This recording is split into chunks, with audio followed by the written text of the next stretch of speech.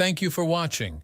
Subscribe on Deceived Husbands for more stories. We had been married for about 15 years when everything fell apart. Of course, I got blamed for it. That's what happens to the innocent guys in our wonderful divorce courts in this country. Blame the man, then let the ex-wife have full custody so she can tell the kids what a horrible person their father is. I swear the divorce laws in this country were written by a bunch of man-hatting feminists out to screw over anyone with a penis.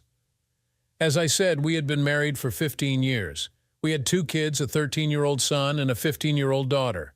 I thought everything was going great. I loved my wife, and I was sure she loved me. Our kids were smart, athletic, well-adjusted, and good-looking. Emma was a daddy's girl, and Michael was a friendly and athletic boy. I was making decent money as a software engineer, and Lisa had a good job working as a financial analyst. We both worked out to keep in shape and were both fairly good-looking. As I said, Emma was a daddy's girl through and through. She seemed to idolize me, and I was wrapped around her little finger. She seemed to be good at math and science, so she decided that she was going to be an engineer like Daddy. She got her driver's license the day she turned 15. Like me, she loved driving. From when she was 10 years old, she would be out in the garage handing me wrenches as I worked on the various toys I acquired. I'm an unashamed gearhead. I love old cars, mainly Ford products that I can tinker with and build up. She developed my love for them as well. Some weekends we would go to car shows together and spend the day drooling over those wonderful machines. It just seemed that we were practically joined at the hip almost every weekend. I was also pretty handy at home improvement projects. Emma was always excited about helping me whenever I did a project around the house. I taught her basic plumbing, electrical work, drywall, and painting. She was right there with me when I installed new appliances. She even helped me with a new concrete slab that I put beside my shop. While Emma would go to her mother for female issues, which I was very happy about, it was me that she would come to for advice and help with everything else: homework, drama with her friends, advice on things she was thinking of doing, boys, etc. We were very open and honest with each other. When she got into some trouble, it was my phone she called for help. I had my daddy's girl, and Lisa had her mama's boy. Michael never really got into cars and mechanics like his older sister did. He was a good student, but science really didn't excite him much. He excelled more in English literature and started talking about becoming a lawyer. Sure, Michael and I hung out as well, but he seemed to be more attached to his mom than to me. Lisa seemed to be a bit off for the last couple of months. There was nothing overt, but she just seemed to be a tad distant and would kind of zone out for a minute or two lately. I asked her a couple of times if everything was okay, but she would just blow me off and dismiss my concern. Usually I quite enjoyed it when she would blow me off, but this was not that type of blow-off. Again, nothing really overt, but just a bit off. It was on a Friday evening. I had just gotten home from work. It was 6:00, my usual time getting home on a Friday evening. I saw that Lisa was already home. As usual, I walked in the door and called out that I was home. Unusually, there were no smells of dinner cooking. Also, Emma didn't come down and greet me. Granted, she's a teenager now, but she usually greets me if she's home. She and Michael must still be out with friends. Oh well. I set my briefcase in my office and went upstairs to change into more comfortable clothes for the evening. When I walked into the bedroom, I saw that my wife had laid out her little black dress, sexy underwear, stockings, and her 6-inch high heels. That explained the lack of smells for dinner. Obviously, we were going out tonight instead. I wish she would have given me a heads-up on it, but I hadn't made any other plans anyway. Lisa was still in the bathroom applying her makeup when I walked in. "Where are we going, sweetheart?" I asked as I started to take off my dress shirt. "We aren't going anywhere," she replied. That was odd. Well, if we aren't going anywhere, why are you getting all made up and have a sexy outfit laid out on the bed? I said. "We aren't going out." "I am." "Really? And just where do you imagine that you are going dressed like that without me? Also, where are the kids?" I had a bad feeling about this. The kids are spending the night with friends. I'm not sure exactly where my date will be taking me, but I most likely won't be home until tomorrow morning sometime. What do you mean, your date, and you won't be back until the morning? Just what I said. I'm going on a date tonight, and if it goes as planned, I will be spending the night with him, she said calmly. The hell you are. What makes you think for even a second that I will put up with that? Screw that. You want to go out and spread your legs, you can wait for the divorce to be final. Stop being stupid. There will be no divorce. I'm just going to do this once. Then everything will be back to normal. I need this night. We've been married for 15 years, and I just need to go out once to prove to myself that I'm still attractive to other guys. If you really love me, you will let me have this night, and it won't even be a blip on the radar. Well, if you really loved me, you wouldn't even consider doing this. I do love you, but I need this. I'm getting older, and I need to feel that I am still attractive to other men, particularly younger men. Mark is about 10 years younger than me. He's been flirting with me over the last 6 months, and I decided to finally take him up on his offer. It's just one night of sex to assure myself that I'm still a sexy woman that is attractive to other men. This is just a confidence booster for me. I've been noticing a few lines and a couple of gray hairs have started sneaking in, and I need the boost to my ego. I don't need this, and I'm not going to put up with it. You remember that part of the wedding vows about forsaking all others? You do this, and you are breaking your vows. Don't be silly. This is just a one-night thing. After I get back home, I will never do it again, I promise. Are you stupid, or is it that you believe I am stupid?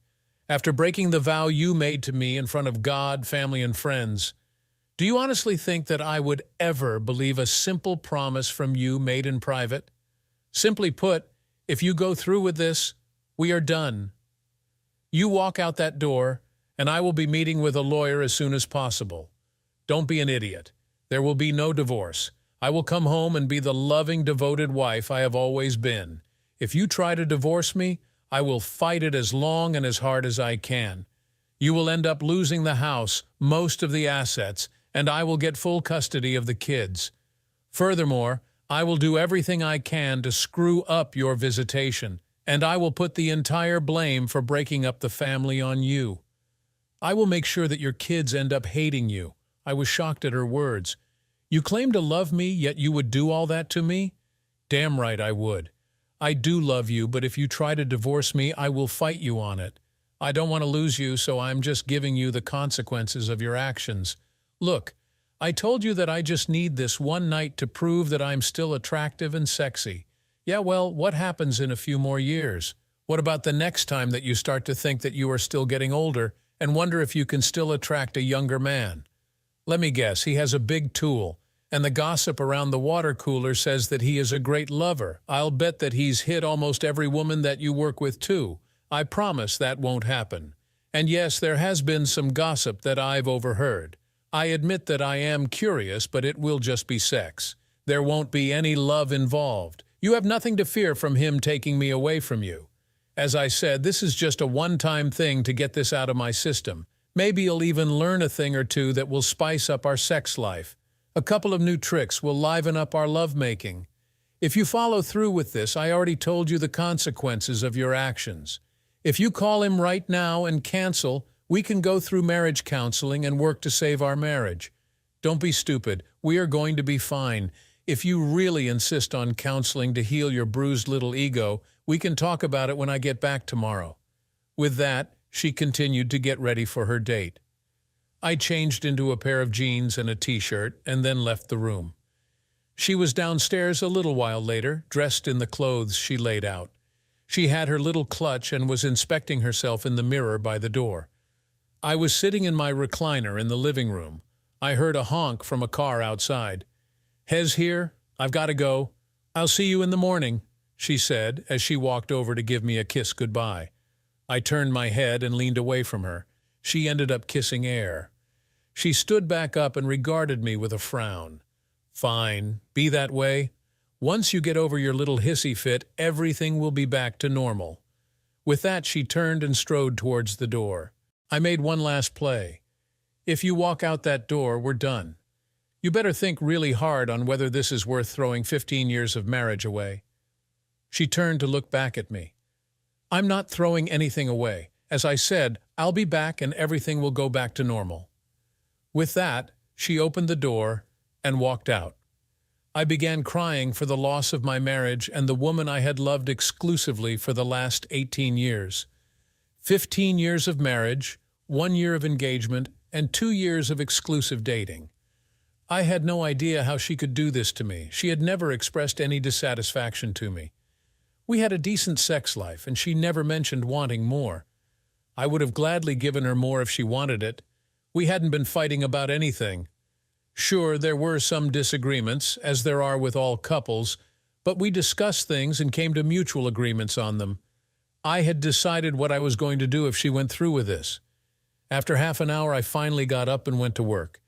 I guess I waited that half hour for her to come to her senses and come back. Obviously, that wasn't happening. I went upstairs and began my plan. It really wasn't much of a plan, but it was the best I could do at the time. It was a fairly large 4-bedroom house master bedroom, Emma's room, Michael's room, and a large guest bedroom. The guest bedroom was actually a second master bedroom with a private bathroom. We had used it for when either her or my family visited. We would also use it for the kids' sleepovers. Now it would be my temporary bedroom. It took me about 2 hours to completely move out of our old bedroom and into my new bedroom. I was under no illusions about what would happen in our divorce. This was a no-fault state. What that means is that the divorce laws in this state were written by man-hatting feministic witches. Basically, unless the wife was convicted of some major felony and sent to prison for at least a decade, the husband got screwed. It didn't matter if the husband was a completely innocent victim, the wife would end up with the house, kids, child support, maintenance, and the husband would be stuck with all the bills. She gets the gold mine, and he gets the shaft. After getting my new temporary living quarters squared away, I went down to my home office and got onto our online banking. I had opened up another account just in my name a few years ago. It wasn't for any nefarious purposes, it was just so I could buy her gifts, and she would be surprised. We both had access to our finances, and there were a few times when she went to check on our finances and happened to see a purchase I had made for her. Needless to say, there wasn't much of a surprise for her birthday or Christmas. Thus, I opened a new account in just my name strictly for purchasing her presents and keeping her from knowing what she was getting in advance. I decided to repurpose that account now. She knew about it, but she didn't have any access to it. First off, I transferred exactly half of our checking and savings into my personal account. Next, using the remaining money in the joint account, I paid off and canceled all our credit cards. I then applied for a couple of new cards in my name only. Yes, I should have paid everything off before transferring any money, but I decided it was better to pay back whatever a court ordered me to than to try and collect anything from her. I would transfer my direct deposit from work into my personal account on Monday morning when I got to work. I would also have to call our broker and have our investments split on Monday as well. Having accomplished what I could, I got another tumbler of bourbon on the rocks and went up to my room for the night. I finished my drink as I got ready for bed. It was not a good night's sleep. First off, I had gotten used to sleeping next to my wife. The bed seemed empty without her there. Then it was that my mind simply wouldn't shut off. I kept going over what I could have done to prevent this. Should I have tried to force her not to go out the door, physically restrained her, gone out to the a-hole's car with a baseball bat, a gun? Would going to jail have been worth it? It was a long night. I did doze on and off fitfully, but not much. I finally decided to get up as light began coming through the window. I was still tired, so I decided to shower more to help myself fully wake up than anything else. After shaving, showering, and brushing my teeth, I put on jeans and a t-shirt and went downstairs. I ate breakfast and drank a couple cups of coffee while reading the newspaper. It was 9:00 in the morning when Lisa walked back into the house. I was in my office on the computer looking at apartments to rent. I had already researched lawyers and made an appointment for Monday afternoon through their online scheduling. "Good morning, honey.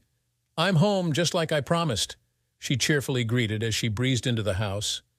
I just ignored her. Throughout the night and this morning, my rage began to build at what she had done. I realized as I was drinking my coffee this morning that I had done nothing to deserve this disrespect from her.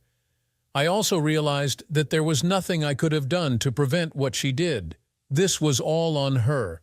If I had somehow managed to stop her date last night, she would have just done it again another time. There are a lot of people who say you can't stop loving someone suddenly. Perhaps they are right. What you can do is turn that love into hate. The opposite of love is not hate, it is indifference. With hate, there is still emotion involved. Marriage counselors often can save a marriage, if there is hate, by turning that back into love. If there is indifference, there is no chance at all. All my love that I had for my wife yesterday before I got home had now been channeled into hate. It was remarkably simple to do. All I needed to do was to focus on the lack of respect she showed me. Then I added her threats to me if I didn't go along with it. Adding to that was her dismissive attitude towards my feelings. I had several hours to focus on all that. "Honey, where are you? I'm home, just like I said. I even cleaned up before coming home for you, honey," I heard her calling out as she went around the house looking for me. "Oh, there you are," she said as she opened the door to my office. "I'm back and now everything can go back to normal," she continued as she came over to my desk. She moved around the desk with her arms out to give me a hug and kiss. I shoved her back. "Keep your filthy, diseased lips away from me, you nasty woman. God only knows what have touched or what nasty has been in that mouth of yours." Her eyes sprang wide open in shock. I had never talked to her like that in all the years we've known each other. I continued before she could even think about responding.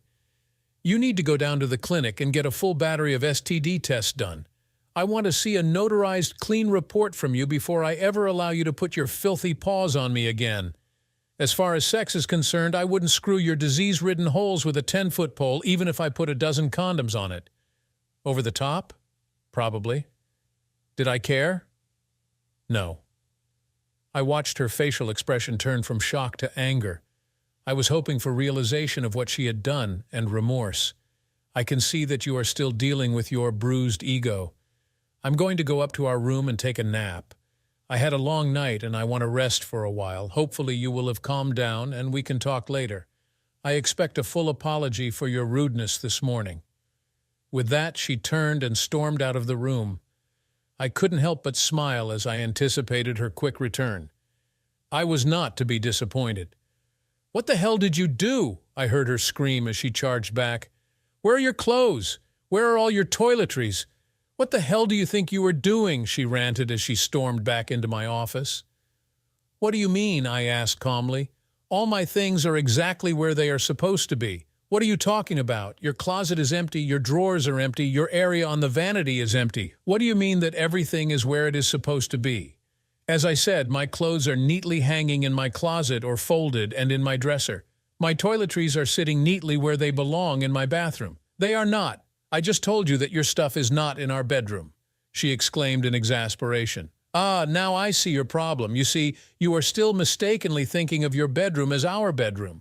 I just told you that all of my stuff is where it belongs in my bedroom." "You mean?" "Yes, I told you that I would not put up with it, so I moved out of your bedroom. I'll be staying in my new bedroom until I find an apartment and move out." I thought about telling her about our finances, but screw it. Let her find out on her own. Besides, no sense in spoiling the surprise before I can take care of the investments. Her eyes narrowed in irritation. We'll discuss this later. I will give you a week to get over your little fit, then I expect you to move everything back and we will go back to normal." "Not until I have that notarized report stating that you are free from all diseases," I shot back as I turned my attention back to the computer. I stayed in my office for most of the day. The kids came home early in the afternoon. I briefly wondered how long it would take them to figure out that there was a problem. I found a few apartments that looked good, so I filled out the forms and scheduled appointments to look at them on Tuesday. I then printed out our financial statements. I would need that for the lawyer on Monday. While I was under no illusions about having the house sold, I figured that getting a value on it might help in the settlement. Theoretically, she would only have the value of the equity. Wishful thinking, but still. I spent the remainder of the day researching the divorce laws in our state. I knew that I was going to get screwed over, but at least I would have some sort of idea of how bad. That would help me plan, if nothing else. "Daddy, dinner is ready," Emma said as she stuck her head in the door. "Okay, sweetie." Lisa was smiling brightly when I stepped into the kitchen. It was obvious what the plan here was, killing me with kindness and showing me what I would be losing by not accepting what she had done. She had gone all out. She had dressed up and put on her makeup. Her hair was done in the style I liked. She had spent some considerable time in the kitchen that afternoon to make my favorite meal. As I entered the kitchen, she came over to me and handed me a glass of wine. "I poured you a glass of wine," she said as she handed it to me and leaned in for a kiss. I saw the hurt in her eyes as I leaned away from her. I took the glass from her, walked over to the sink, poured it out, and set the glass on the counter. I then pulled a tumbler out of the cabinet, put a couple of cubes of ice in it, then poured a couple of fingers of bourbon in it. There was no way that the kids sitting at the table didn't notice that. Moving over to the table, I sat down and began chatting with the kids. I never even acknowledged my wife. Dinner was obviously strained. I kept up the conversations as much as possible with the kids, but it was blatantly obvious that there were serious problems. It didn't help that I never even put anything on my plate, much less ate anything. These dishes were my favorites, but I just passed the bowls and platters along without even looking at them.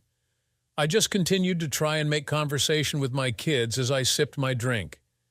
"Dad, are you going to eat anything?" Michael finally asked. "No, not hungry," was all I replied. After the most awkward dinner in the history of mankind, I simply got up, refilled my drink, and headed back to my office. I didn't even bother to help clear the table. About half an hour later, I shut down the computer, got the keys to my truck, then left the house to go to a nice, quiet restaurant for dinner. After that, I went over to a bar for a couple of drinks. It was pretty late by the time I got back home. I saw that the light was still on in Lisa's bedroom, so I made sure that when I closed the door to my room, it made enough noise that she would hear it. I locked the door, then slid a chair under the knob. As I was getting ready for bed, I heard her try the knob, then knock. She tried to get me to open the door for about 5 minutes before finally giving up. I was up early the next morning. I decided that today would be a football day. There were 3 games on morning, afternoon, and night, and I would watch them all. Yeah, there were weekend chores to do, but I decided to ignore them. Screw it. I wouldn't be living here much longer, so Lisa could just get someone else to do it. I had already drunk most of the pot of coffee and began getting ready to make omelets for breakfast. I had already finished mine when Emma came wandering into the kitchen. "Hey, sweetie, omelet?" I asked. "Sure, Dad. Thanks." She got her juice and sat at the table as I began cooking her food. A few minutes later, Michael made his appearance. I told him I would make his as soon as I was finished with his sisters. Emma was eating her omelet as I was cooking Michael's. I heard Lisa in the hallway, so I poured the last cup of coffee into my cup and turned the pot off. She came shuffling in, got a cup from the cabinet, then looked at the empty pot. "You couldn't even leave a cup for me?" She glared at me. "Pot's right there. You know how to make it. Whatever. So, you're making omelets?" "Made them. Just finished, but feel free to make yourself one," I answered as I slipped Michael's onto his plate. I used the last of what I had made for his. I had even already put all the ingredients away. Screw her. Having taken care of the kids, I left the kitchen. It was just before noon. I was in the living room with the morning game on. Lisa came in carrying a plate and a bottle of beer. She set it down on the coffee table in front of me. "I brought you some lunch and a beer so you wouldn't miss any of the game," she said cheerfully. Without so much as a glance at her, I took my foot and swept both the plate and bottle off the table and onto the floor. She just stood there with her mouth open in shock. Just then, a commercial came on, so I stood up, walked into the kitchen, and got myself a beer. Yes, I hear all you out there crying about alcohol abuse for spilling an entire beer out onto the floor. I wasn't going to drink anything that she brought me, so it would have been wasted anyway. No, I didn't clean up the mess. She brought it unwanted so she could clean it up herself. I didn't care if it stained the carpet. I wasn't going to be living there very much longer anyway. "We need to discuss this," Lisa began. "Shut up!" "The game's on," I replied. "For God's sake, you need to do something about your attitude. The kids have already noticed. Bound to happen. I'm sure they would notice after I move out anyway." "Oh, get over yourself.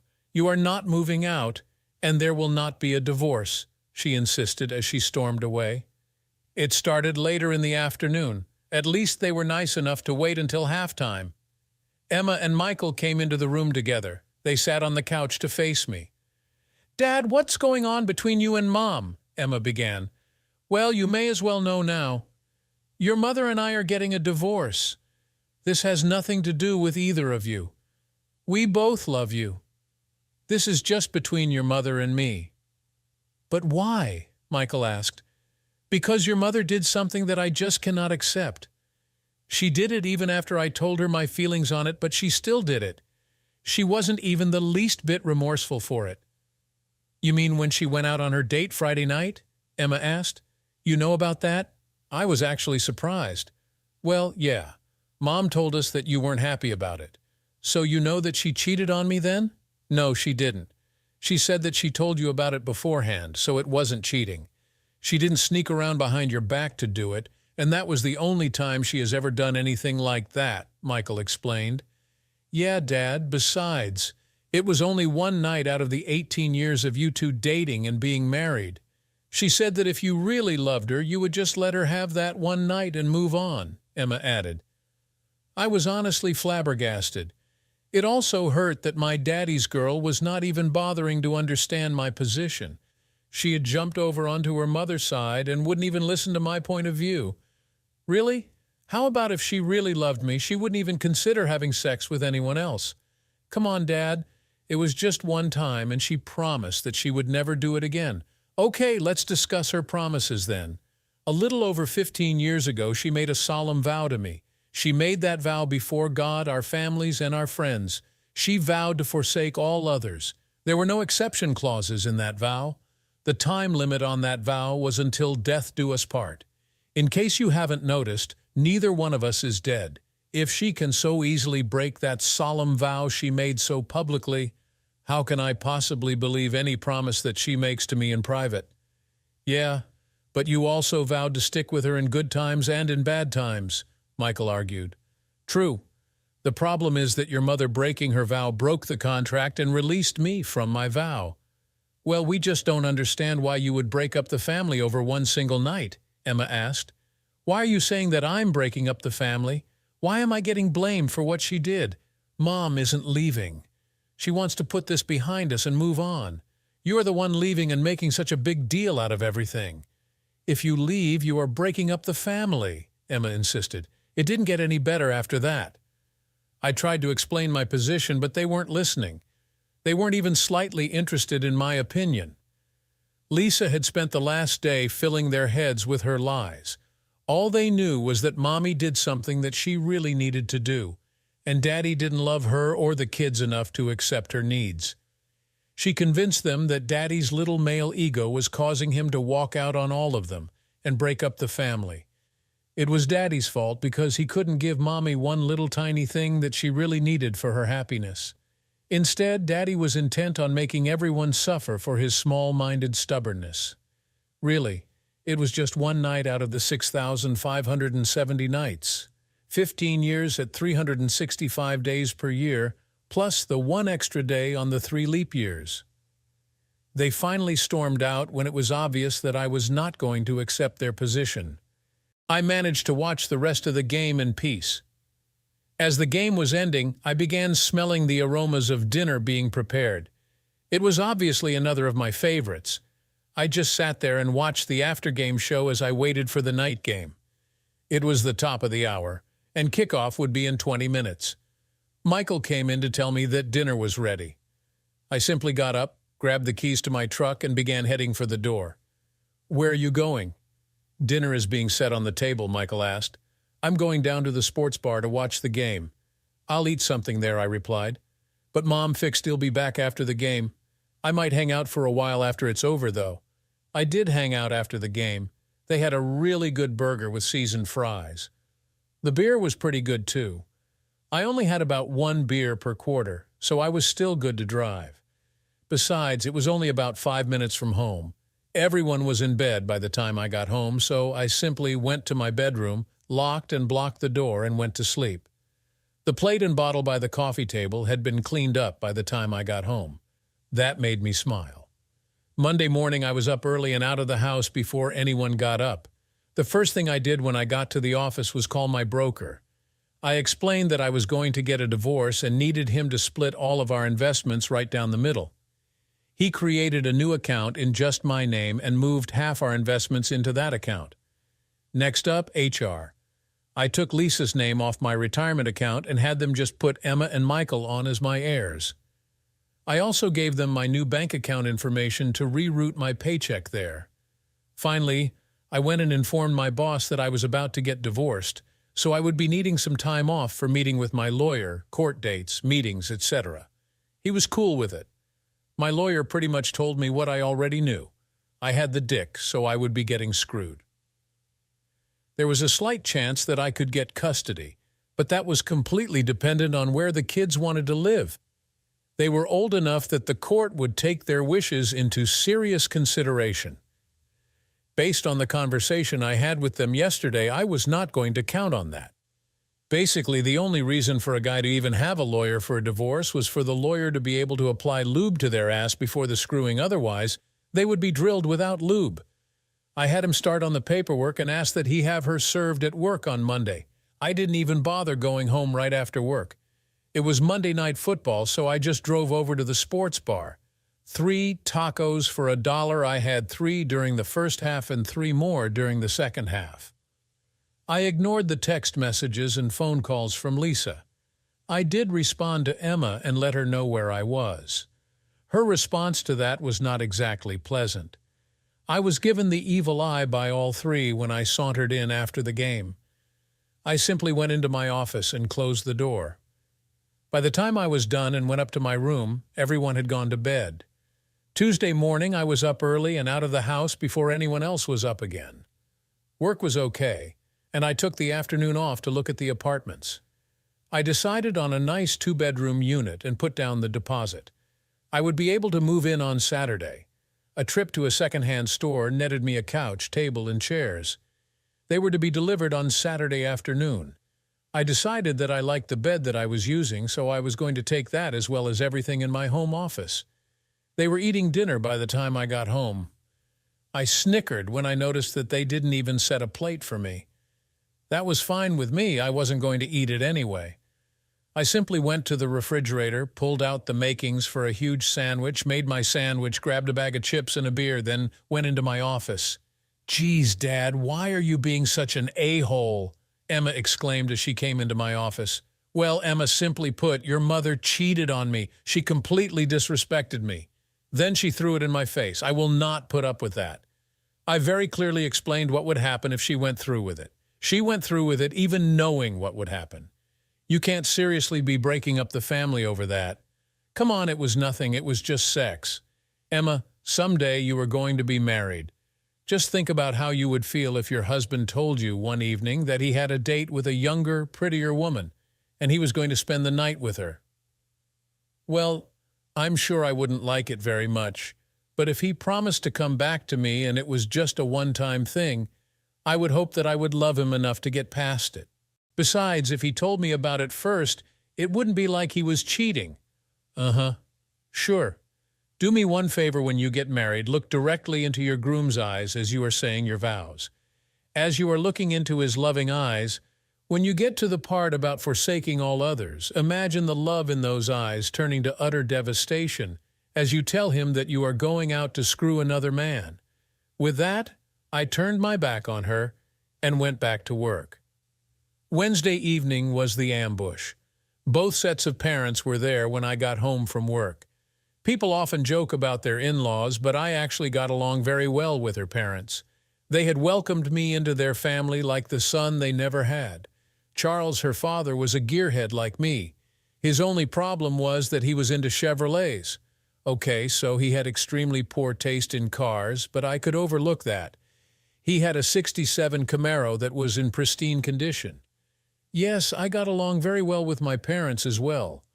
We were not one of those dysfunctional families where the kids grew up hating parents. They were always very loving and supportive of me. Sure, there were disagreements, and they never hesitated to tell me when they thought I was wrong about something.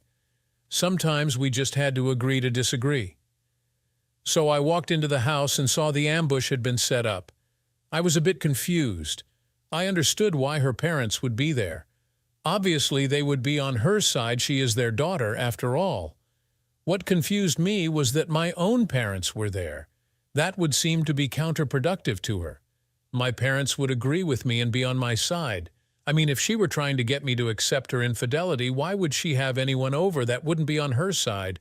And who would argue that I was right in divorcing her?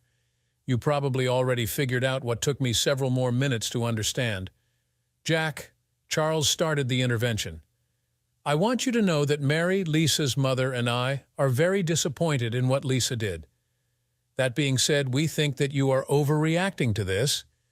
Yes, she went out and had sex with another man, and that was highly disrespectful to you, especially in the way she did it. Still, it was just one mistake. You two have been together for a total of 18 years. You have 2 wonderful kids together. Think about all of that. Surely you can get over this one small incident. You don't need to tear your family apart just for one mistake. A small mistake? Seriously? This wasn't a small mistake. She didn't accidentally stumble and end up with his pole accidentally impaling her pleasure holes. This was a planned event. They probably planned it at least a week in advance. Then she uses me only an hour before she was leaving, giving me no chance to fight it. This was a deliberate plan to cheat on me. Son, Mom decided to enter the fray. She didn't cheat on you. She told you about it first. Huh? What? First off, you are correct that she told me. Told me. She never asked. She just said that she was doing it, and I had no say about it. Even when I voiced my strong objections, she didn't care. Speaking of telling, I did tell her that this would happen if she went through with it. Jack, my dad tried. I understand your pain and anger, but think about the family. We love you, son. We will be here to help you heal, but think of what you will be doing to your family. Lisa still loves you, and she has insisted that she won't do it again.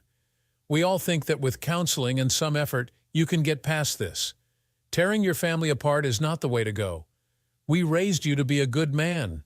You need to man up and keep your family together. Don't do something stupid that will end up hurting your relationship with your family. Think about your mother and me too. Those are our grandchildren, and we will do whatever is necessary to keep our relationship with them. I just stood there completely stunned. My parents were actually taking her side. They were really telling me that I should overlook her cheating on me. I simply couldn't take any more of this. I turned and walked out of the room and went to my bedroom. Lisa tried to follow me, but I shut the door in her face. 10 minutes later, I had changed into jeans, a casual shirt, and my boots. I never said a word as I walked right through the living room and out the front door. They were still all sitting there, trying to talk to me as I walked past. I never even acknowledged them. I simply walked out the door, got in my truck, and went to the sports bar for dinner and a few beers. Thankfully, the house was quiet and dark when I returned about 4 hours later. Thursday and Friday were just more of the same. I completely ignored Lisa, and my kids remained mad at me. I was kind of surprised that Lisa had not yet noticed that the credit cards were no longer working. I'm pretty sure that when she went to do her Saturday shopping, she would figure it out. It was Friday evening, and I had been home for about an hour. I was in my office going through a few things and deciding exactly what I would be taking tomorrow and what I would get later. Lisa opened the door and walked in. She was wearing a transparent nightie, stockings, garter belt, and heels. I have to say, she looked fantastic. The kids are spending the night elsewhere tonight. It's time for you to get over this foolishness and come to bed with me. I want you to make love to me all night. I really need you to take me back. I looked at her for a minute. No thanks. Besides, I have yet to see a report from the clinic verifying that you don't have any diseases. Stop being ridiculous. I need you back in my bed. Your temper tantrum is not accomplishing anything. Now come on, I'm horny and I need sex. Not the slightest bit interested. Look, if you don't, then I'm going to have to call Clarence again. So much for that being a one-time thing then. Damn it, it was a one-time thing. But if you are going to keep rejecting me, it's you that is pushing me back to someone else. Have fun. Let me know if you're bringing him here so I can leave." The smoke coming out of her ears and nose as she stormed out of the room took a few minutes to clear. About half an hour later, I heard the front door slam. She practically burned her tires off as she sped down the street. I took the opportunity of an empty house to pack up a few things. I took the bed apart and loaded it in the truck along with most of my clothes. I would sleep on the sofa in my office tonight. Having everything I wanted to take first loaded in my truck, I fixed a bourbon on the rocks and relaxed. The sofa wasn't the most comfortable thing I've slept on, but it was okay. Early the next morning, I was at the leasing office and got the key to the apartment. It took me a bit, but I managed to get everything out of the truck and into the apartment. Thankfully, a couple of friendly neighbors assisted. No one was home yet when I returned, so I had a neighbor's teenage son help me load up my desk and office furniture. My computer, printer, and accessories went into the cab. I looked back into the living room and thought, screw it, I'm taking the recliner too. I guess that either no one got home until that evening or no one bothered to look into my office or the spare bedroom. I'm surprised that they didn't notice the missing recliner, though. It was early evening before my phone rang. Seeing that it was my daughter, I answered it. "Daddy, where are you?" "I'm at home, sweetheart." "No, you aren't. Your office is cleaned out, the bed and dresser in the spare bedroom are gone, and your recliner isn't in the living room. Besides, I looked everywhere and you aren't here. Plus, your truck is gone. You are right, I'm not there." "I am at home. I don't live there anymore. I moved into an apartment for now. Maybe after the divorce is final, I'll get another house. But this will do for now." "God, Dad, I can't believe that you were being such in a hole about this. I thought you loved us." "I do love you, sweetie. I always have and always will. Just not enough to not abandon us. I'm not abandoning you. You will still be able to see me all you want. He'll still take care of you and your brother. You are abandoning us. You left us and are breaking up the family. Your mother is the one that broke up the family. I told her this is what would happen if she went out on that date. She did it anyway. But she thought you loved her enough to get past that, and I thought she loved me enough to not do it. Fine, whatever." Then she hung up. Yeah, the divorce was a nightmare. She fought it all the way. Counseling she wanted me to pay. I refused. I argued that if she wanted it, she should pay for it. That was one of the few arguments I won. What a waste of time. The counselor didn't like me very much. I think it had something to do with me telling him that I was ordered to attend, but the judge said nothing about me actually participating. I suffered through all 12 sessions before the counselor finally gave up. She fought over literally everything. That worthless funny poster that was in the garage that she absolutely despised, suddenly she simply couldn't live without it. The Bud Light lamp that I accidentally left behind in the office, she hated it, but I had that on my desk since college. It became the piece that she was going to redecorate the office around. Yeah, it was all to make the divorce as hard on me as possible, all the while making it as difficult for me to see the kids as she could. Finally, the judge granted the divorce. I had to continue to pay half the mortgage. She, of course, kept the house. $1,500 a month child support, but I did get every Wednesday evening and every other weekend visitation. What really pissed me off was the $750 a month for 5 years spousal maintenance. It would be voided if she got remarried within that time. I wasn't going to hold my breath. I found out that she had moved Clarence in with her before the divorce was even final. So yeah, half my paycheck was going to her. I cashed in some of my investments and bought a small house that was in serious need of repairs. At least I got it cheap. It even had a 1-acre lot. Thankfully, I managed to sneak all my tools out of the garage the week after I moved out. I refused to even discuss them. Most of them I had before we even met. When she pushed, I started talking about all her jewelry and expensive clothes and shoes. The house had electricity, gas, and running water. The roof was on it and the walls were standing. That was good enough for me. I moved in and began working on it in the evenings and weekends. Visitation? Yeah, I was supposed to have visitation. I actually did a few times too. It was a disaster. Lisa did everything possible to interfere with it. The kids were busy. They went for a weekend thing with their friends. Funny how that was always on my weekends and not hers. Oh, Emma has dance practice on Wednesday. Oh, Michael has a huge test on Thursday and needs to study. The few times that I was actually able to have my Wednesday evening visitation, the kids were hostile to me. They still blamed me for everything. Even though I explained my point of view when the opposition has them as a captive audience literally all the time, and I only have an hour or two occasionally, it's a losing battle. After the third time, they flat out told me that they didn't want to see me anymore. Yeah, I could have forced it, but what would be the point? Forcing them to see me would have only caused more resentment. I sent them gifts, cards, and letters for their birthdays and Christmas. They were all returned unopened. I continued to send my monthly checks. I saw they were cashed, but never heard a word. Graduation? I assumed they graduated, but I never heard anything about it. I sent a registered letter letting them know about the college funds I set up for them. I did hear back on that, no thanks. Lisa had effectively poisoned my kids against me, just like she said she would. I just concentrated on work, the house, and that's about it. I didn't go out or do anything. It's amazing how much money you can save by doing that, as if all that wasn't bad enough.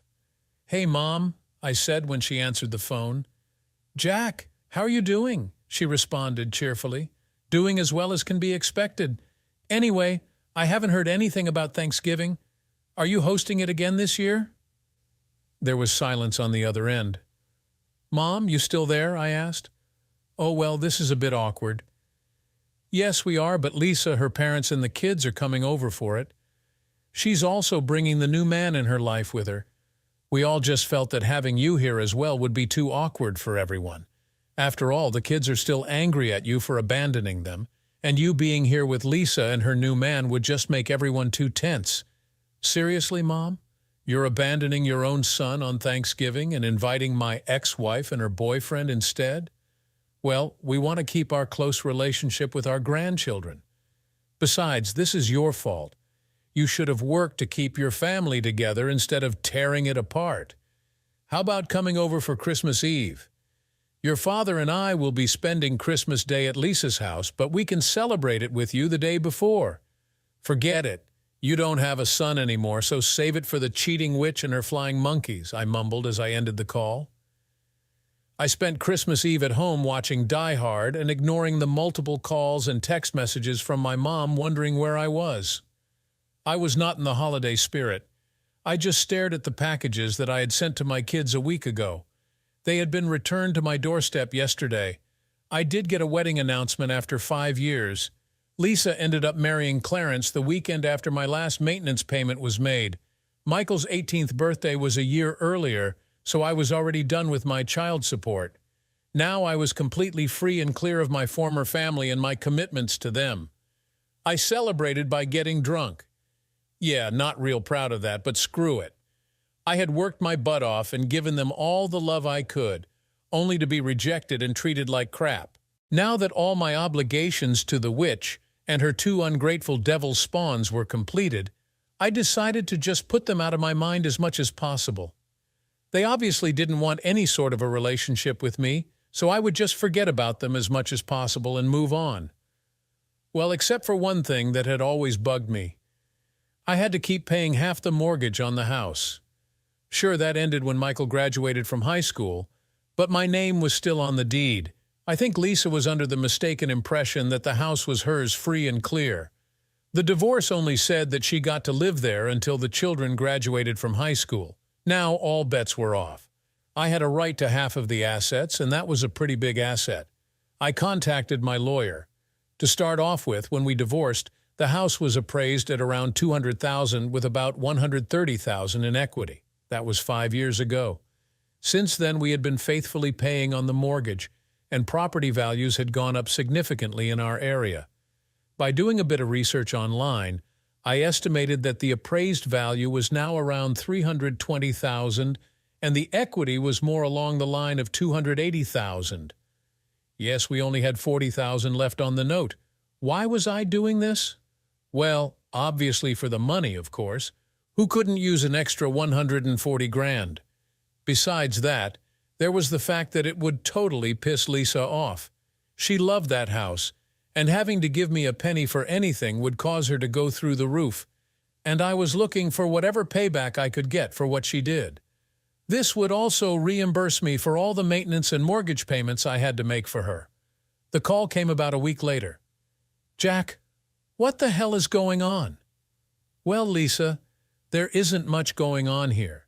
Just working and fixing up the house I bought. What's going on with you?" I do have to admit my surprise at you calling to see how I'm doing. After all, this is the first time you have talked to me since the divorce, you a-hole. I'm not calling to see how you are doing. I'm calling to see why a realtor just came to my house to look at it and get my signature on the listing contract. Oh, that. Well, it should be pretty self-explanatory. Since both of our names are on the title, she would obviously need your signature for the sale. What sale? I love this house and I am not about to sell it. Then when can I expect you to get me the check for my half of the equity? Nice try. I got the house and the divorce. No, you only got the use of the house until Michael graduated from high school. That happened last month. Now we can either sell it and split the proceeds or you buy out my half. If you think that I'm going to give you 100,000 for a house that is rightfully mine, you're crazy. Well, that proves that I'm not crazy. I'm not asking for 100,000. You could have done that 5 years ago. Now, since the equity in the house is more like 280,000, my half comes to 140,000. Factoring in all the expensive furniture that you just had to have, let's just round that to an even 150,000. You're insane. I'm not giving you a dime, she screamed as she hung up the phone. Yes, I was laughing after she hung up on me. Yes, my lawyer did take his cut, but it was worth it a couple months later to see her face as the judge ruled in my favor. I even managed to convince the judge to make her pay the court fees as well as my lawyer for having me take her to court over something that should have been handled out of court. The house appraised for more than I estimated. With the value of the furniture, I ended up with 175,000. They ended up buying me out instead of selling. I was to find out later that it was mostly Clarence's money that was used to buy me out, which leads me to believe that he had a good bit of money set aside before they got married. That kind of surprised me because I thought he was just another office worker. I guess he had some investments or something. It was about a year later when I finished restoring my 1972 Chevy truck. Yeah, I made it a bit more radical than originally intended, but it was a beast. A big block 454 with a bored-out carburetor, new forged crankshaft, 10-1 pistons, a nice heavy cam. I had the heads ported and polished, then had the valves done with double springs, then a blower to top it all off. Yeah, I would probably be passing more gas stations than tire shops, and I would pass very few gas stations. I chromed the valve covers, polished the aluminum on the blower, and used all steel braided hoses. Popping the hood almost required sunglasses. The first time I took it out on the road, I almost wrecked it. I was on the freeway and decided to punch it. Big mistake. The back tires broke loose instantly. I barely managed to hold it straight before I was able to let up off the gas. Note to self, press down slowly on the accelerator pedal. I drove a bit more carefully after that. It was a few weeks later that I saw an advertisement for a car show that was open to the public. Thinking that would be fun, I filled out the form and paid my entry fee. When the day came, I loaded up the '72 Chevy and drove over to the park. I checked in and was assigned my spot. As I was setting up, I noticed a really nice 1968 GTO parked beside me. I set up my shade structure in my area behind my truck. A couple of chairs and my cooler finished my setup. That's when I noticed the attractive redhead setting up chairs behind the GTO. Yes, I said redhead as in singular. She looked about my age. There was one very significant thing that I did not see. I did not see a guy with her, and I did not see any ring on the third finger of her left hand. Of course I looked. "Good morning, I like your car," I said cheerfully. She looked up from what she was doing. "Thanks." "I like your truck too," she said. "Thanks. Have you been to many of these?" "This is my first one. I've been to car shows before, but only as a spectator. This is the first one that I've ever entered anything in. My name's Jack, by the way. Well, this is the third time I've been in one. My ex took it to a few before, though. I'm Kate, she said. In that case, when you are done, why don't you come join me in the shade? I have a cooler full of drinks, and I could use any information on these shows I can get. We ended up hanging out most of the day. We would occasionally get up and talk to someone about our vehicles, but it was a very pleasant day. No, I didn't win any awards, but I still had fun. I learned that she had divorced her husband 3 years ago because she caught him cheating on her. He was cheating with his boss's wife. She made a deal with him. She would give him all the videos as long as he signed the GTO over to her. She told me that would really hurt him, and she wanted him to keep his job so he could keep paying his child support and maintenance to her. It was a double win for her. Besides, his boss was an a-hole, and she didn't really care if his wife was hanging the horns on him. We were having such a nice time that I didn't want it to end.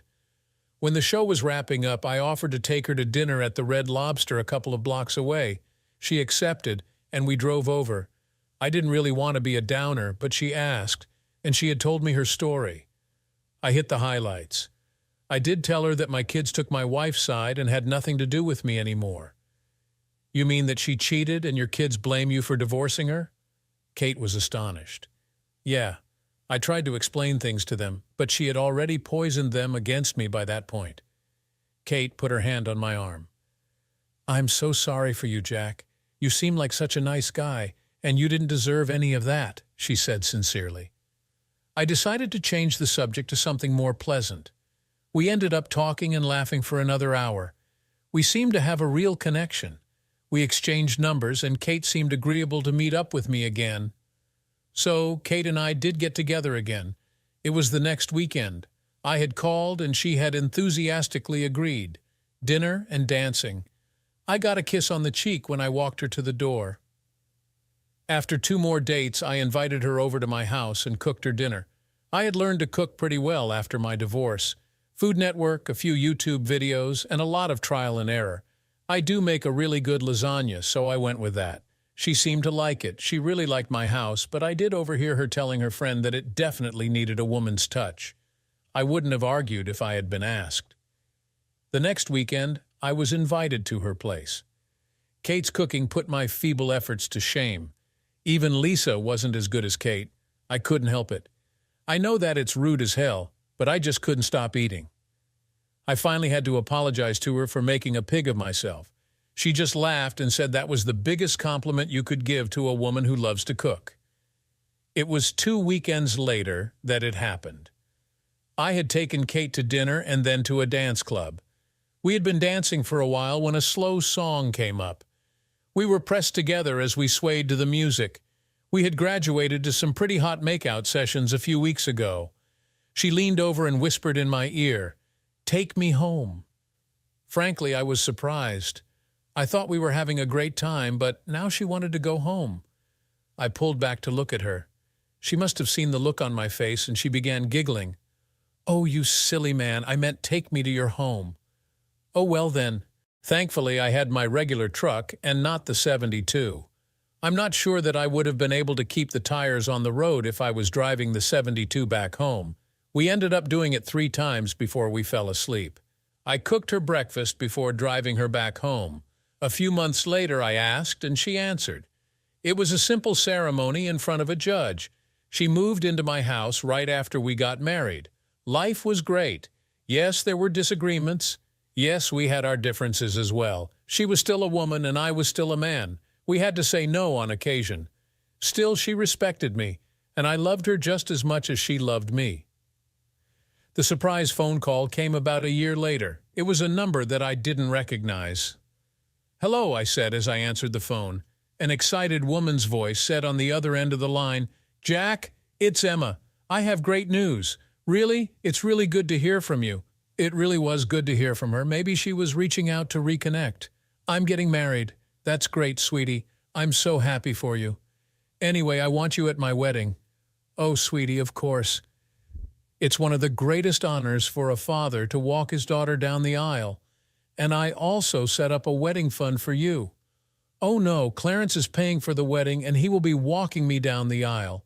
Also, since it would be really awkward for you and Mom to be sitting together, you wouldn't be in the front pew, but I really want you to be there.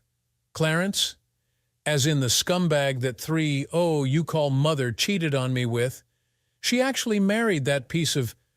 Look, Emma, I'm trying to reconnect here, and I wanted to reach out and have you at my wedding. Besides, after you left, she and Clarence started seeing each other more, fell in love, and got married. It's actually your fault. If you hadn't abandoned us, she and Clarence would never have continued seeing each other. Okay. I can see that you are still under the impression that your mother didn't do anything wrong, so I will be unable to attend for 2 reasons. First and foremost, I simply cannot support a marriage where I'm sure it will fail. You are more likely to cheat on your husband, just like your mom cheated on me. If he is in any way someone that I would approve of, he would kick your butt to the curb as soon as he found out. Second, you have just stolen the last great honor that a father has from me and given it to a dirtbag that knowingly seduced a married woman. That just goes to show me what a shallow, self-centered you have grown into. Fine. If that's the way you're going to be, don't expect to ever see your grandchildren. If you raise them anything like you are, I want nothing to do with them anyway. Really, Dad? Mom is right. You really are an a-hole. And that's the last I heard of my daughter when I hung up the phone on her. Oh, she tried sending me text messages over the next couple of days, but I just deleted them. There were even a couple of voicemails, but I just deleted them after hearing the first couple of words. It was all the same. It was just my ex-wife's words in my daughter's voice. She made her choice 10 years ago, and she could live with the decision. This so-called olive branch was nothing but an insult. She could take the entire olive tree and shove it up her butt. Well, so much for any chance of a relationship with my former daughter. Pretty sure that there will never be a relationship with Michael either. Yeah, it hurt. They still blamed me for what their mother did. I just set my phone down and moped out to the shop. Instead of wallowing in my sorrow, I would lose myself in working on the 1963 Chevy pickup I pulled out of a field a couple of months ago. This one wouldn't be as radical as my 72. I wanted to be able to drive this one a bit more. I was rebuilding a 350 that was just slightly beefier than stock. I never even saw Emma sneak around the corner and pick up my phone. I didn't even realize that she was home. Let's see the story from Emma's side. I was so pissed off at my dad. Here I was trying to reach out to him, and he has the gall to talk to me like that. It was his fault that our family was torn apart. I tried to be nice and invite him to my wedding, and he just throws everything back in my face. I was hoping that he would finally take responsibility for what he did to our family. I looked down and saw my phone ringing. I didn't recognize the number, but there were a lot of calls like that when planning a wedding. Hello? Is this Emma Johnson? Yes, can I help you? Yes, you can. You can stop calling my daddy and being a cast-iron witch to him. He is the best man that I have ever known, and he doesn't deserve a stupid, spoiled brat like you calling him and reminding him of the pathetic excuses of humanity that you are. I swear you and your family are a waste of breathable air. Who the hell are you? My name is Jenny Williams. I'm your sister. My mom married your former dad, and he adopted me. I love him with all my heart, and I would never even think of disrespecting or dishonoring him in the slightest. You are an insult to daughters all over the world. I know all about what happened. Your 304 of a mother went out on a date completely disrespecting her husband and drilled another guy. The really sad part about all that is that you seem to be okay with that. Let me tell you, my biological dad cheated on my mom. She didn't even hesitate to kick him to the curb. You can also bet your skanky butt that if my mom ever cheated on my dad, I would be right there helping my daddy carry her bum out with the rest of the trash. Yes, even though he isn't my biological father, he is the most decent, caring, compassionate person I've ever met. I'm thinking of sending your 304 of a mother a thank you card for being such a big a hole to let him go. If it weren't for her abject stupidity, I wouldn't have him for a father now. Oh, and you can also tell your grandparents that they have another granddaughter, but I have absolutely no desire to have any sort of a relationship with anyone so despicable as to reject their own son for a cheating 304 and her backstabbing offspring. There's one more thing that you can do for me. As you are saying your joke vows, look in your husband's eyes and think about when he decides to cheat on you. When he actually does cheat on you, call me and tell me about it so I can laugh my butt off at you.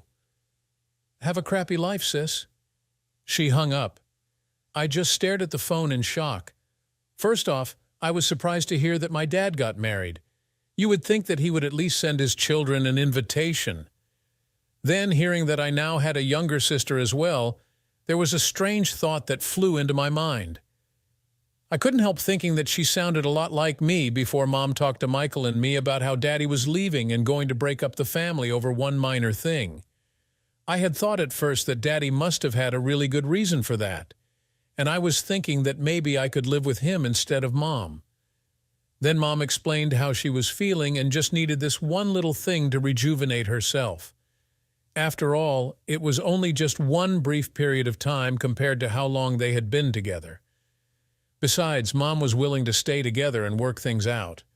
It was Dad who was being pig-headed and refused to even try. It was Dad that was leaving. He was the one breaking them up.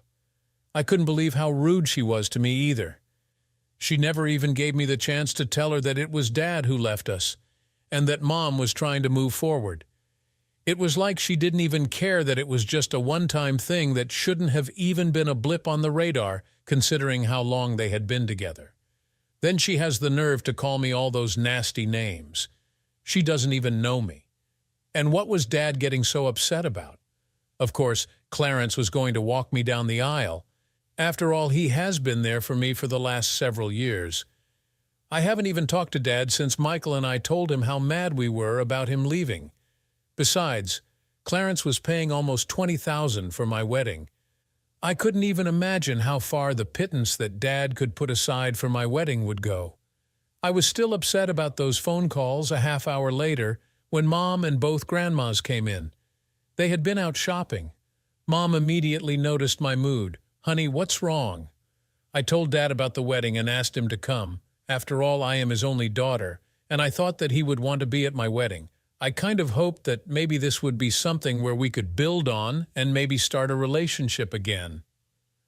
"Oh, that's wonderful," Grandma Johnson exclaimed. "Will he be there? We haven't heard from him since he called about Thanksgiving a few years ago." I sighed. "No, he got pissed off when I told him that Clarence would be walking me down the aisle and that I thought it would be too awkward for him to be sitting in the front pew with Mom and Clarence." "Oh, that's too bad. I thought that he would have gotten over his pig-headedness by now." "Well, if that's not bad enough, I found out that I have a stepsister." About 5 minutes later, what sounded like in three-part harmony, yeah? A girl who said that her name is Jenny Williams called me a few minutes after Dad hung up on me. Apparently, Dad married her mom and adopted her. She was not very nice on the phone. In fact, the nicest thing she said was that she wanted to thank my mom for being stupid. Otherwise, she wouldn't have such a fantastic daddy. I recounted both phone calls to them. They were shocked at the vehemence that came from Dad and Jenny. Jack got married and we weren't invited to the wedding? He never even told us about it? "I have another granddaughter," Grandma Johnson whispered to herself. The day of my wedding finally arrived. I briefly thought about what my dad had said and had a moment of sadness that he wouldn't be here on my special day. Oh well, I had reached out to him and he had rejected me. I shrugged it off. After all, this was a happy day. I was going to marry the man I truly loved, the man I was going to be spending the rest of my life with. Clarence was beaming in happiness as he took my arm, and we began walking up the aisle to the music of the wedding march. I was overjoyed as I took in all my friends and family. Both sets of my grandparents were there. Michael was one of Bobby's groomsmen. Everyone was here to celebrate my special day. Tears of joy began to form in my eyes. I looked ahead and saw my Bobby smiling at me as he stood before the minister. As we passed my mother, I could see her beaming at me with pride. She, too, had tears of joy beginning to slide down her cheeks. Clarence lifted my veil, kissed me on the cheek, and said, "Congratulations, baby." He then handed me off to my soon-to-be husband. I had a strange niggling in my head when the minister asked, "Who gives this bride away?" And Clarence said, "Her mother and I do." Something didn't sound right, but I couldn't understand why at that moment. That soon passed as the minister began the ceremony. I was gazing into the eyes of the love of my life.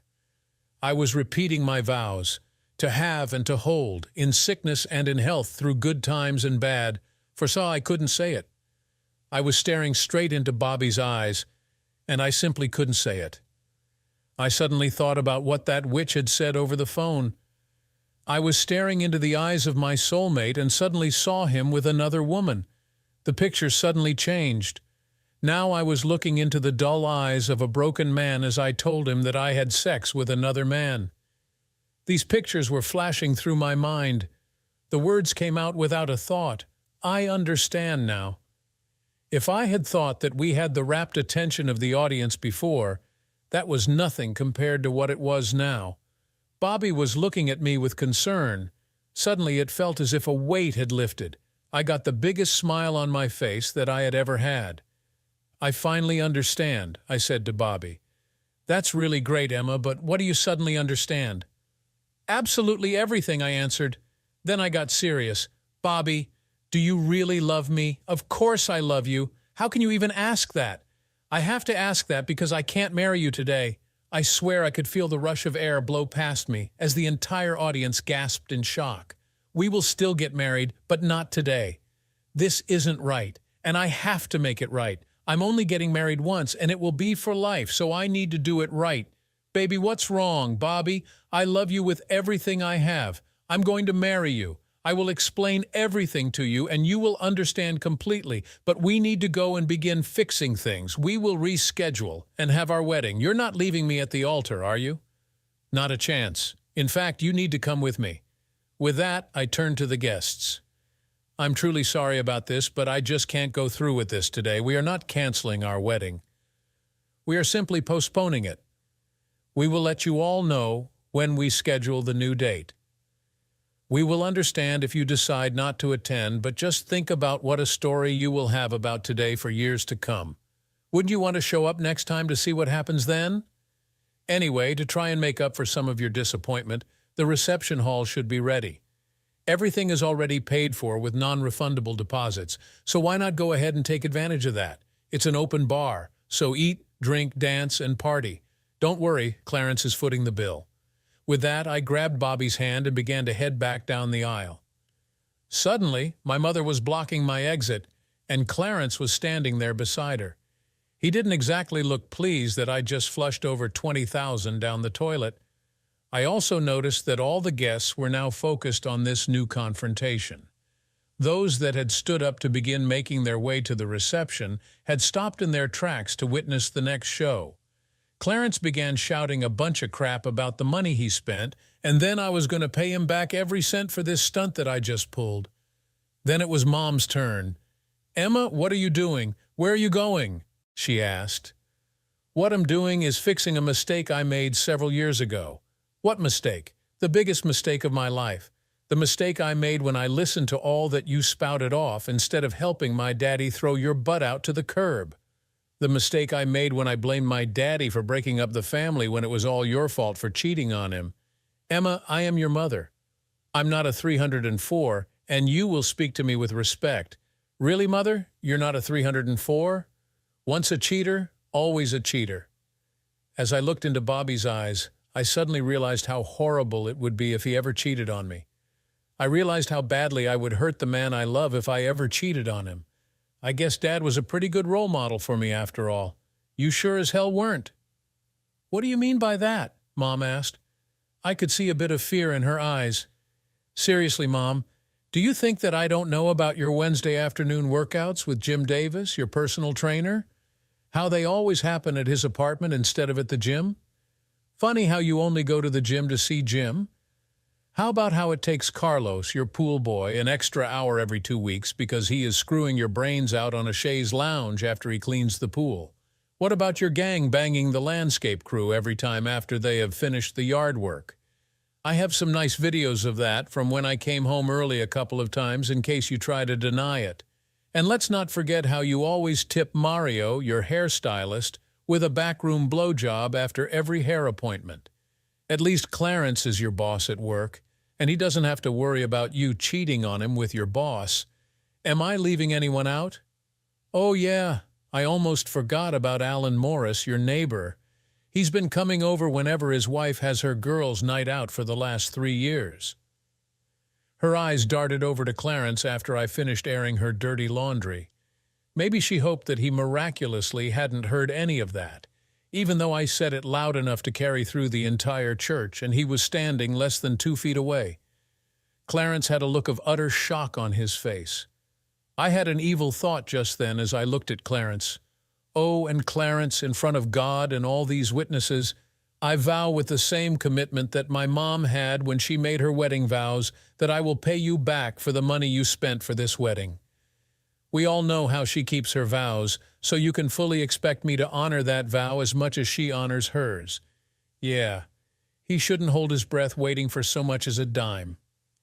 Seeing that Mom was distracted, I pulled Bobby down the aisle. I made a quick stop to talk to the videographer. Yes, he caught the entire thing on camera. He had a big smile on his face as he handed me a copy of the video. He was set up to make a duplicate copy just in case something happened to the original. I quickly scribbled my signature on a release form to allow him to post it on YouTube. I was hoping that it would go viral and increase my mom's shame. Bobby and I dashed out to the parking lot. He had driven his car here, and our bags were in the trunk. We were planning on switching them to the limo before leaving the reception. His brother was going to drive it back to his apartment after the reception. I smiled, knowing that Daddy was really going to like Bobby as I slid into the passenger seat.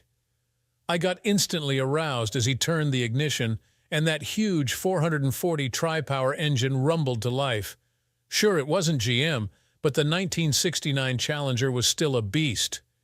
"Where are we going?" he asked as we roared out of the parking lot. "Go west on 156. I'll find the address and put it in Waze," I answered, as I began working my phone. It wasn't difficult. He wasn't really trying to hide after all. I knew the town he lived in, and a search of property records gave me the answers I needed. It was about 2 hours away. Now I just hoped that he was home when we got there. We didn't stop to change. I was on a mission, and I didn't want to waste time now. Back with Jack's story.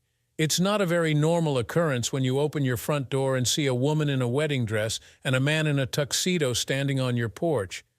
I mean, if you happened to be a minister and actually lived at the church, I suppose it would happen occasionally. The problem here was that I was not a minister, and I sure as hell didn't live at a church. Even more surprising was that I actually knew who one of them was. I had no clue who the man was, but that was sure as my oldest daughter standing there. My oldest daughter, who made it abundantly clear that she never wanted to see me again. I did seem to recall that today was her wedding day, but I couldn't figure out why she would be here. She should either be at the church reception or on her way to her honeymoon. Standing on my doorstep was the last place she should have been. "Daddy, can I talk to you for a minute, please?" she asked in a very small voice. Still being stunned, I moved back and allowed them to enter. I gestured to the living room where Kate and Jenny were sitting. I noticed the shocked looks on their faces as well. "Emma, this is my wife Kate and our daughter Jenny. Jenny, Kate, this is Emma. I'm sorry, but I do not know who the guy with her is, though." "Oh yes, Daddy, this is my fiancé, G.C., Bobby Jensen. Bobby, this is my daddy, Jack Williams, his wife Kate, and my sister Jenny," Emma introduced. "Fiancé G.C.? I thought that he would be your husband by now. Didn't you get married a couple of hours ago?" I was confused. "That's what I need to talk to you about. I couldn't go through with it today. I can't get married unless my daddy walks me down the aisle." "Daddy, I finally understand. You were right. You were always right. I'm sorry for being caught up in Mom's and blaming you. It was Mom that threw everything away, not you abandoning us. I'm sorry for everything that I said and did. You didn't deserve any of that. I won't make any excuses for my behavior because there really isn't an excuse, except being young, foolish, and listening to the wrong people. I just hope that you can somehow find it in your heart to forgive me and to let me back into your life. I really, really want to marry Bobby. He is a really great guy, and I know you are going to like him. I just can't marry him unless you agree to walk me down the aisle and give me away." Well, this was completely unexpected.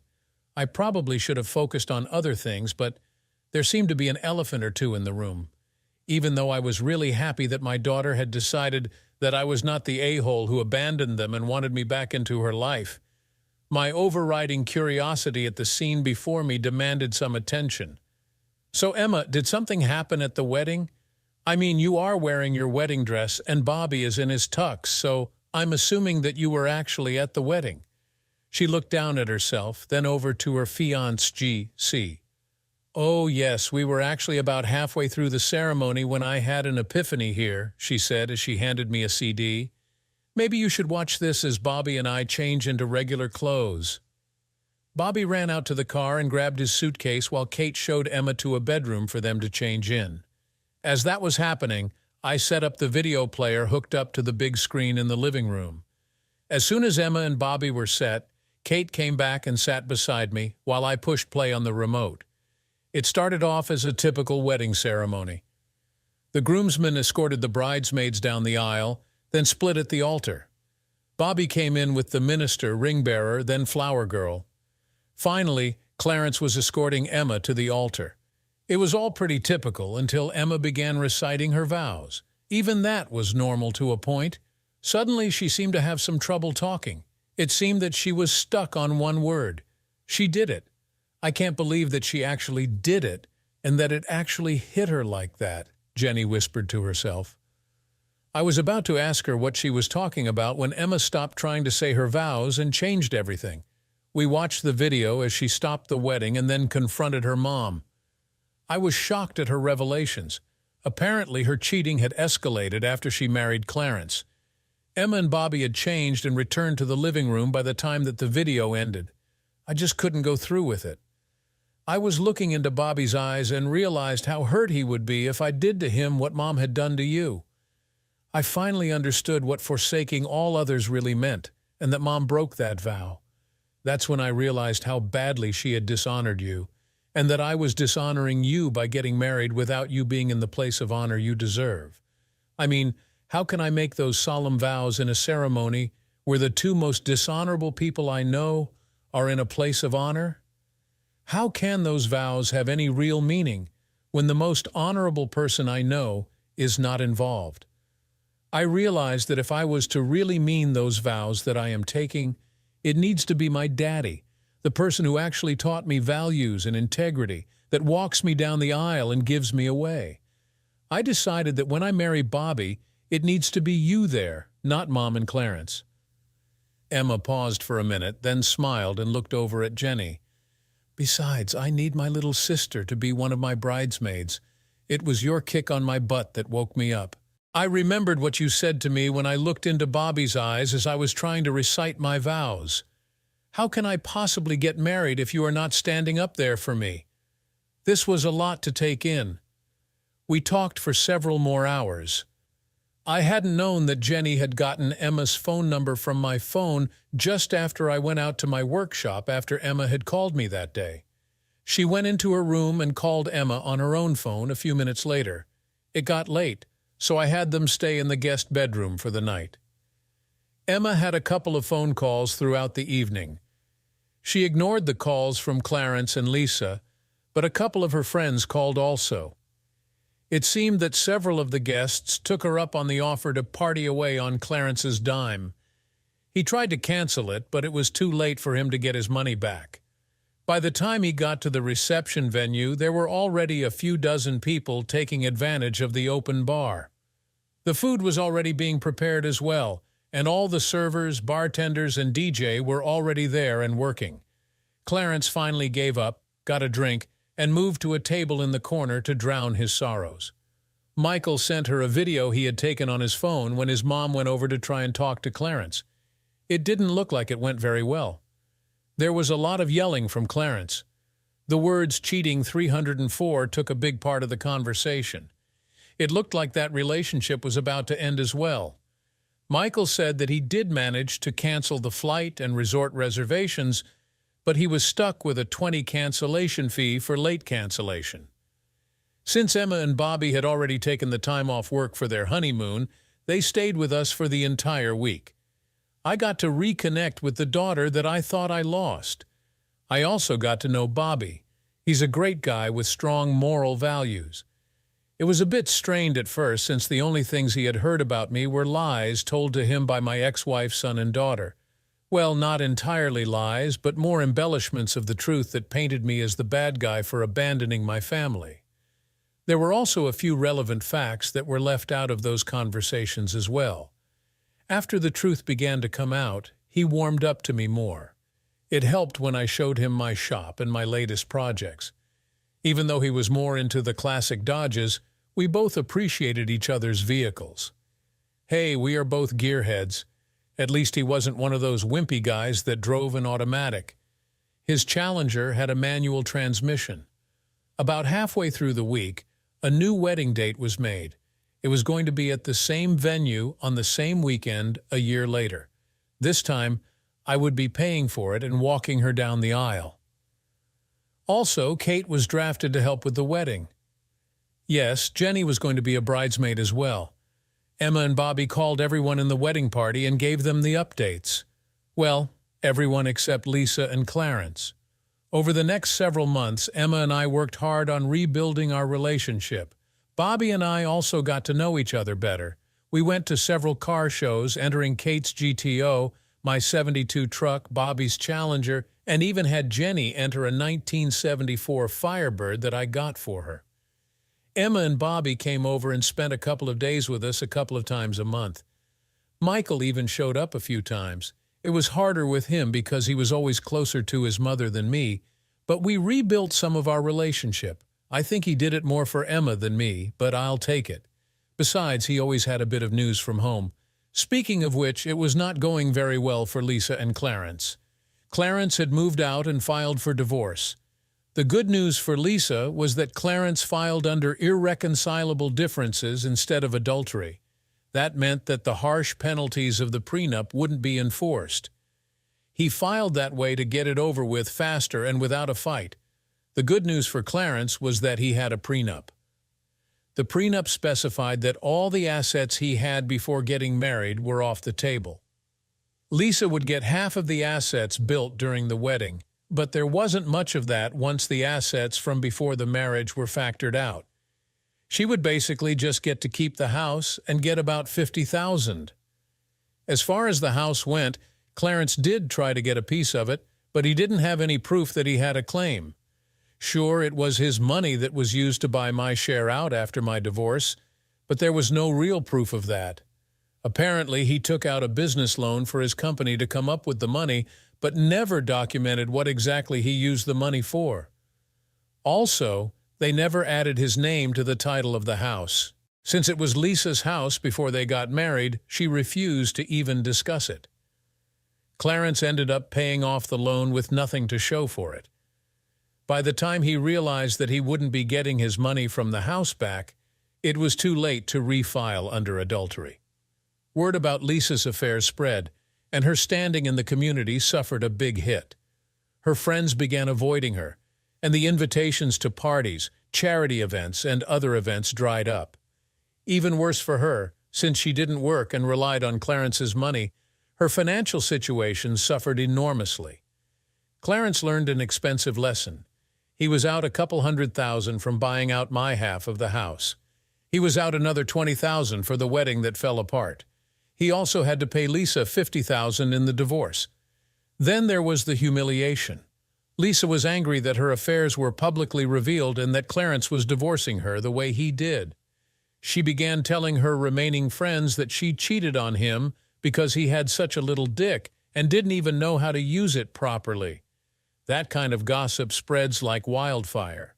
It didn't take long before every woman that he tried to pick up in a bar would simply laugh at him. He became something of a recluse, only going to work and straight home.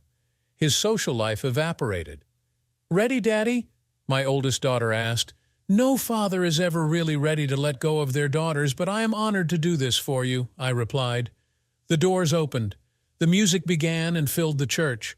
I stepped, beginning with my left foot, and proudly began walking my daughter down the aisle. I did a quick glance and my smile got bigger.